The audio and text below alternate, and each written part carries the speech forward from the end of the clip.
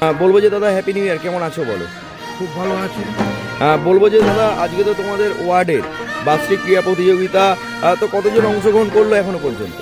এখনো পর্যন্ত অংশগ্রহণ বলতে সকাল ফার্স্ট হাফে বাচ্চাদেরই অংশগ্রহণ ছিল প্রায় 300-র উপর। আর এইখানে পরবর্তীকালে লাঞ্চের পরে যারা মানে অ্যাভাব 30-35 ইয়ার্সে যারা মহিলারা বা পুরুষরা করছে তাদের কোনো রকমভাবে এনলিস্টমেন্ট হয়নি। সবাই যে যেরকমভাবে আসছে নাম দিচ্ছে প্রতিযোগিতা অংশগ্রহণ করছে।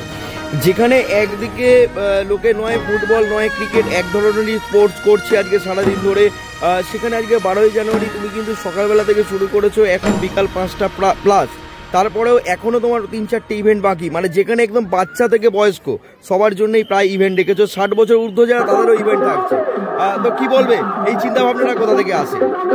এটা আমাদের বাৎসরিক প্রোগ্রাম, প্রতি বছরই আমরা এটা করি। এই দিনটাতেই আমরা প্রতি বছর করি।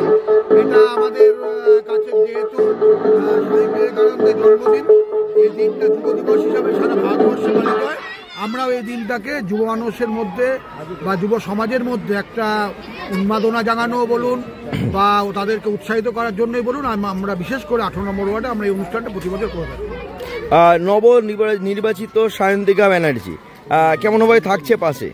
সব সময় থাকছে, যে কোনো সমস্যাতে, কোনো সমস্যা নেই। বলবো কি বার্তা থাকবে সাধারণ মানুষের জন্য? না, সাধারণ মানুষের আমরা 365 দিন মানুষের সুখ দুঃখের সাথী, সুতরাং আমাদের নতুনভাবে বার্তা দেওয়ার কোনো প্রয়োজন নেই। আমরা এটুকু জানি যে মানুষ যখনই আমার সমস্যায় পড়বে, আমাকে যদি না পায়, আমাদের দলের কর্মীরা যারা আছে তারা একদম মানে আমার অভাব পূরণ তারা যথাযথভাবে করে দেয় ওয়ার্ডে।